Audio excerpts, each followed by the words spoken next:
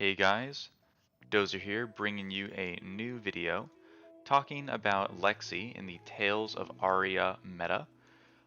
We currently don't know exactly how she's going to shake out with her builds, but I've tried a bunch of different things now to try and not only figure out how Lexi herself is going to play, but also how Prism is going to be able to play into her going forward. So let's sit on over here and get started. So Lexi is a ranger. We all know that. She's elemental. She uses ice and lightning. And her ability lets her get some value out of what she's arsenaled in the past turn. That's really the only way to flip something in your arsenal unless you've reloaded this turn. And reload isn't a core mechanic to her kit, so even though Ranger uses reload, her elemental cards don't really focus on reload. So we want to make sure that we are going to be playing into her intended play pattern to make sure we're getting all the value that she's supposed to be getting for us. To do that, we're going to be looking at Weave Lightning and Weave Ice. So these are cards that I haven't really been keen on running in Lexi so far because they require that you fuse to get the full value out of them, and it feels like you waste the bonus effect when you run them within their element. I'm going to show you in this video kind of how my thoughts on these cards have evolved. So what do I mean by that? Well, we start out and we look at what each element is trying to do. Ice is normally going to be trying to give us Dominate, and Lightning is going to try and give us Go Again. These are some of the key core mechanics to these classes, and if we go on, we can see that for Lightning specifically, it breaks down further into not only Go Again, but it also breaks down into additional on-hit damage. So for instance, it's something like Ball Lightning, where if you would deal damage, you do that much +1. So something that multiplies your different instances of damage. And then you have the cards that produce more instances of damage, like Shock Striker or Shock Charmers, Buzzbolt, etc. These are all cards that are trying to stack up with each other and have these really impactful big turns where you have a lot of combo potential. Alternatively, for Ice, we've got 3 different mechanics. We've got the ability to slow your opponents down by making all their stuff cost more. That's the same thing as Frostbite, as well as channeling Frigid and Ice Heart, or Heart of Ice. Winter's Bite, which is the forced discard mechanic, which is present on Winter's Bite as well as the Frost Fang card, as well as a number of other cards that force your opponent to discard, like Chilling Ice Vein. And they all have this unless they pay mechanic. And that's one of the other mechanics, such as with Polar Blast or with Blizzard, where your opponent has to pay extra to prevent your positive effect. Further, we have Chill to the Bone, which is the creating Frostbites. Right, so we've got these 4-ish overlapping unique effects that are on all of our ice cards. But then we look at the arrows that we have access to, and for Lightning Fusion arrows, we've got Snapshot, which lets us use our bow an additional time. We've got Dazzling Crescendo, which lets us get Go Again. Frazzle, which lets us have the Ball Lightning effect. And Buzzbolt, which lets us have the Shock Striker effect. So, right off the bat, we are dealing with 1-cost arrows and 0-cost arrows, which is very relevant because if we want to use 1 blue to pay for 2 arrows on a turn, we're going to need to be able to use Frazzle into Snapshot or Buzzbolt into Snapshot or something along those lines. We want to make sure that we're doing a 1-cost arrow into a 0-cost arrow so we can use Voltaire if we're using the Lightning Bow. And then for Light It Up is a Lightning Fusion that says if it hits, you're going to deal 1 damage for each equipment your opponent controls. And depending on how much damage this does, you turn off their equipments for that turn. So Light It Up is a very interesting card, but in practice it's felt pretty underwhelming as far as a payoff for running the Lightning Fusions. But we're still developing, and so we're definitely figuring out how much value there is still. But then we can start looking at the ice cards, the ice arrows. So we've got Cold Wave, which is a effectively Heart of Ice effect on the fusion. Flake Out, which is just Dominate. Blizzard Bolt, which gives us the on-hit Frostbite, and Chilling Ice Vein, which gives us the on-hit Discard. The problem and the difference here is that all of the ice arrows cost 1, and Frostlock is no exception. All of these arrows cost 1, and they don't really have very relevant effects. Blizzard Bolt and Ice Vein are definitely the better of the two, but Flake Out and Cold Wave are very situational, and they have negative synergy with things like Shiver, because with Shiver, Flake Out's already getting dominated by fusing, so you're basically attacking for 6 damage for an arrow. I mean, that's not terrible, but you could have done that anyway. There's a lot of other things that you could be doing with that buff. So then if we look over at kind of how Voltaire compares to Shiver, we can see that Voltaire, with a lightning build, can run in a 4-card hand, can run a Frazzle, pitching a blue, fusing with a lightning card. Let's say it's a Ball Lightning. You give it the go again, you attack with the Ball Lightning, you attack the Dazzling Crescendo, and that's your turn, right? You've got, you can fuse the Dazzling Crescendo with Ball Lightning, but you probably want to play the Ball Lightning first. And so you can go over to Shiver and see, okay, well, with a Shiver build, maybe you could do a Shock Charmers thing where you have a lot of blues and lightnings and you attack with a Frazzle, pitching the 2 resources to do so from the first blue. The second blue, you go up to 2 procs of Shock Charmers, and then you Lightning Press for a little bit of extra damage. And so you're going to be coming in for 4 on hit damage from the Shock Charmers. You're going to be coming in for 6 damage from the Frazzle, and then another 3 from the Lightning Press. So that's not bad. I mean, that's a 13 damage turn off of a 4-card hand. That's not bad, and it's dominated too. Because the other thing you have to remember is that for the Lightning build, it's really trying to go wide, and Ball Lightning is one of the easiest cards to block in the game. So you're going to have a really hard time of forcing through all that on-hit damage while also expending a ton of resources trying to get it to happen. And then if we look at how all that math adds up after they block, yeah, like the Dominate one is going to be getting you a lot more damage through at the expense of not being able to go as wide. With also, again, a lower ceiling, but a higher floor, right? That's kind of the trade-off with going Shiver versus Voltaire in a Lightning build. But then if we go and we look at Voltaire in the Ice build, we've got Blizzard Bolt, which we could fuse with Weave Ice. For instance, just any ice card, pitching any blue. So we're floating 1 resource. We can use that 1 resource to load our Endless Arrow with Voltaire and fire it, right? And so that's going to be a decent damage potential of 10 max with 2 Frosts off of Blizzard Bolt and the Endless Arrow, or we could do, if they block us out, we can do a little bit of damage and make a Frost. So, it's not terrible, but it's not great either. And if we look at Shiver with an Ice build, the same kind of idea with the Shock Charmers. Maybe you could do 1 arrow with Dominate, Blizzard Bolt, right? You could pitch the blues, have your 4 floating, bump that into the Shock Charmers for 2 extra on hits with the Dominated Blizzard Bolt, and you'll be able to do, some damage, 7 damage, but make 3 Frostbites, and if they block it, you're just doing 4 damage plus 3 Frostbites. So off the bat, we're really putting a lot of value into these Frosts, because if your opponent's blocking out the Voltaire with the Ice cards, you're really not getting a ton of value compared to the lightning damage that you could have been putting through. Or if you're going with Shiver, you're getting still that consistent value and putting 3 Frostbites on someone while preventing them from being able to empty their hand. So they're going to have to try and play through it, or just not draw as many cards. So that's an option for you. And then you can obviously arsenal the Weave Ice at the end of your turn, and then you can start doing a chain of 5-card hands where you flip, make it a guaranteed Frostbite, and then just keep going on that train. But when we look at Voltaire with the Ice cards, it really starts to break down, right? Like if we're trying to buff a Blizzard Bolt with a Voltaire, for instance, with Weave Ice, because again, we're trying to fuse.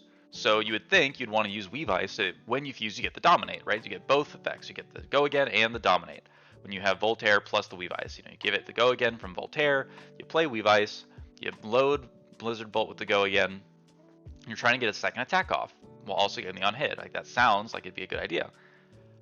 But the thing is that Blizzard Bolt is only going to be doing 8 damage, Dominate, and then you're only going to have 1 floating resource, and there are no ice cards that you can play for 1 resource that are attacks. I mean, every single one costs 2, or they're arrows that cost 1, and then 1 more to load with Voltaire. So you don't really have the ability in a 4-card hand to even play 2 ice attacks, or ice fusion into an ice attack in the same turn if you have Voltaire. So you're missing that 1 resource. And then with Shiver, if you're running the ice cards, it's the same type of thing. Like if you're trying to run Weave Lightning to try and give the Go Again and get both effects off onto an ice card, you're going to be missing out because you're still one resource short of attacking with another ice card, as in the card you fused with. Because you have to have, a blue to pitch with, you have to have an ice card to fuse with, and in a 4-card hand, you just really can't guarantee that you'll have enough resources to pay for that, unless you have Tunic, which is something you can't really rely on. But if we take a look at these bows still, and we take a look at the different types of weaves, if we stick with the lightning bow, and we stick the ice with the ice bow, we can start to see that there's a slight benefit to running the weave cards. So the weave cards, yeah, if you're fusing, you are wasting the go again. But if we load Voltaire with the +1 instead of the go again one, then we actually get a lot of benefit off of that, right? We can run Voltaire, we can give the attack the +1 instead of the go again, turning Weave Lightning effectively into an Invigorate, right? It's Invigorate and whatever the effect of the bow is already. Right, +4, so +4 onto Frazzle. You have the plus off of the Ball Lightnings and all the other stuff, which is great. But the thing is that if you're running Invigorate, you're missing out on some key fusion opportunity. Like you're not having enough ices in your deck in order to fuse reliably.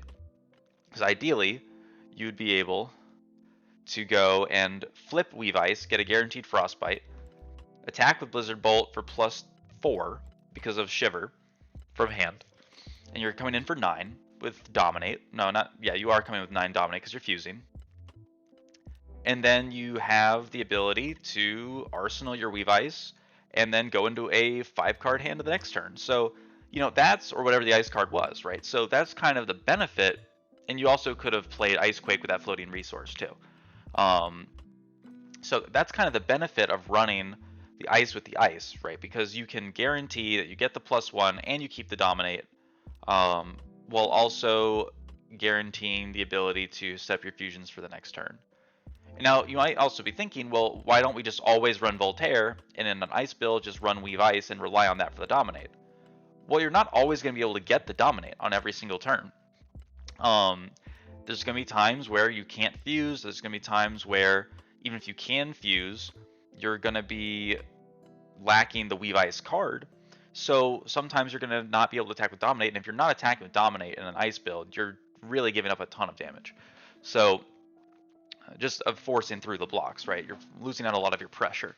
So you probably still want Shiver, even though you could give, the 2 arrows per turn thing a try, again, because it's just too expensive to play 2 arrows in ice, because all of them cost 1, and you just don't have enough resources to effectively play 0-cost arrows, because the best 0-cost arrows you could be playing are going to be Bolt and Shot and Endless Arrow, but neither of those are cards that you want to play in an ice build, because with Shiver at least, because you're just not going to be able to reliably buff them, or you're not going to be able to reliably give them the Dominate, while also doing everything else you're trying to do. So if we move on here, we can see that, in a 5-card hand, this is where things start to get interesting. So with Weave Lightning or Weave Ice or whatever in your arsenal, specifically Weave Ices in the arsenal so you can get the Frostbite. The go again from flipping lightning cards over is really lackluster in Lexi, at least in constructed from what I found.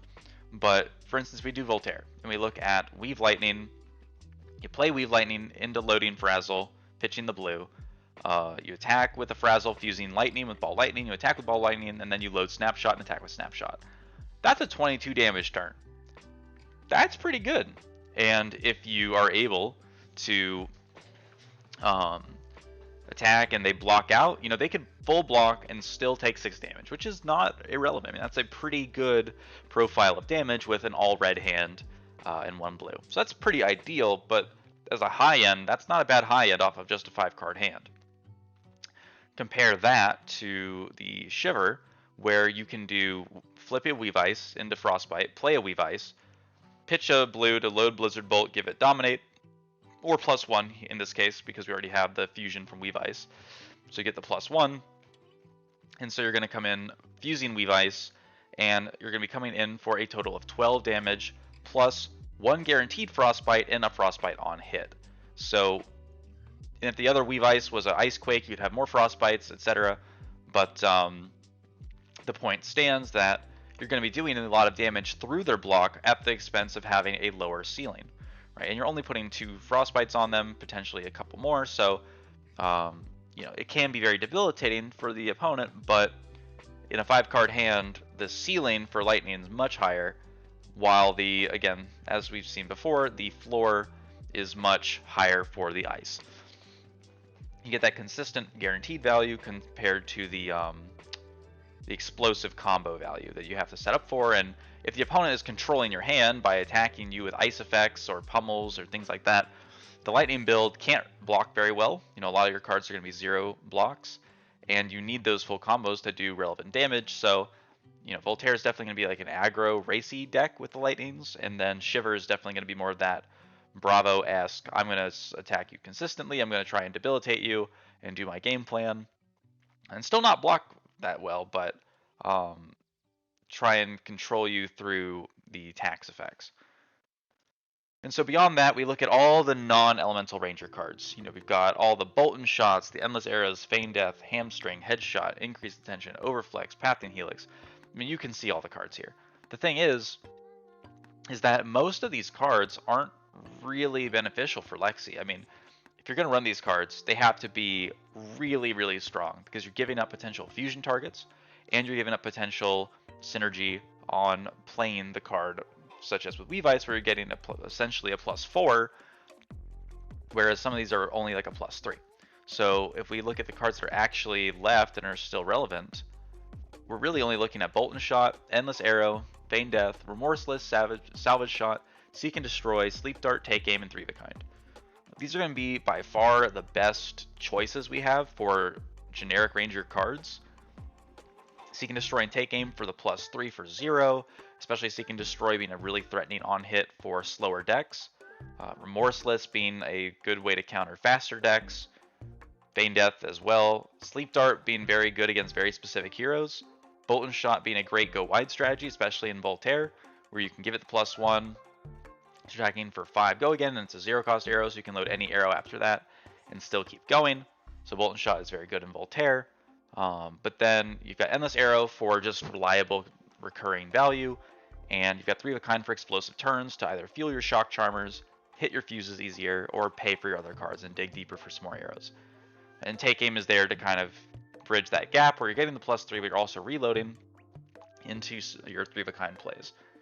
So these are good cards, but at the end of the day, how good are they, and are they worth running in what numbers over the ice cards and the fusion arrows that Lexi needs in order to get her consistent value?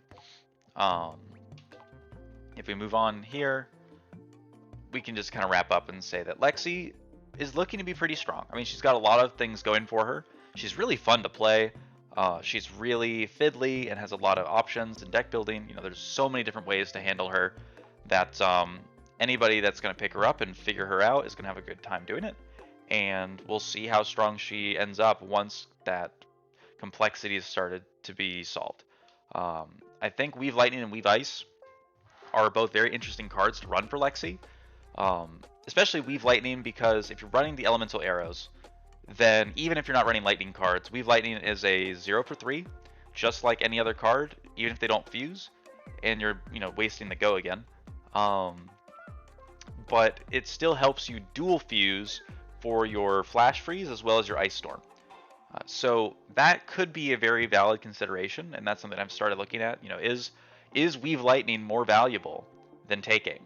Is it? It's hard to tell right now. It's hard to tell which generic arrows Lexi can afford to run. I'm of the opinion that she can run Endless Arrow just as a way to buff that up with Ice Quakes and all these other cards, but then that has negative synergy with Weave Lightning and Weave Ice. So it's kind of a hard call to make at this point, but hopefully as Lexi builds kind of evolve, we'll see them kind of break down into something we kind of expected, right? There's probably going to be 4 variants. There's going to be the pure ice build, where you're probably running Shiver and you're trying to just go for that consistent value over time. That's debilitating people and playing that very mid-rangey, consistent, Bravo-esque style. There's going to be the hyper aggro Voltaire Lightning build, which is going to just try and output as much damage as possible, is never going to block, and is just going to try and race you down. And then there are also going to probably be 2 more variants. There's going to be like a hybrid build where you're probably going to see them run Voltaire, running Weave Lightning, Weave Ice, stuff like that, where you're trying to make your arrows big. You're attacking with all your elemental arrows. You got only the best arrows. You've got stuff like Chilling Ice Vein, Blizzard Bolt. You've probably got Snapshot, honestly, and you probably have Endless Arrow and Bolt and Shots and things. You're just trying to buff them all up, and you're trying to just play all the good cards, and hopefully that works. And then there's probably going to be a Lexi build that doesn't rely on fusion at all. There's probably going to be a Lexi build that tries to run only the very best ice cards, only the very best lightning cards, if they run any. And then all the rest of the cards are going to be just all the best arrows. Just all the best cards, not relying on fusion at all. And just trying to go a very generic arrow build. Stuff like Take Aim and Seek and Destroys, Endless Arrows, Bolt and Shots, Voltaire, with maybe some blue ices for pitch, such as like, Channel Lake Frigid, because for some reason, again, it's a 3-block. Winter's Bite, probably Blizzard, all the good option cards. And then you have like the red lightning cards, like you probably would run the Lightning Press, and maybe you might run Ball Lightning or something, just as a good source of damage. So we'll see. It'll be interesting.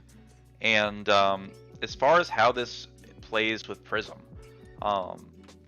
Prism is not really scared of the Lightning build, the pure aggro, because all it does is damage, and a lot of it you can block because it's all on hit. So if you're playing my variant of Tank Prism, you shouldn't really have an issue with the tank or the aggro Lexi, because you can just block out with 1 Herald, stop a Ball Lightning. That's effectively stopping 4 to 5 damage with 1 Herald. That's insane value. Your Spectral Shields are going to do great work in that matchup, and while they might be able to attack you and pop your Spectras or something with an arrow, they don't really want to be doing that, because they want to be saving a card for a 5-card turn and really popping off, rather than trying to waste time attacking your Genesis or attacking your Parable or what have you. So especially if they're wasting their own hits and losing their whole rest of their turn. So the Lightning build, probably not very threatening.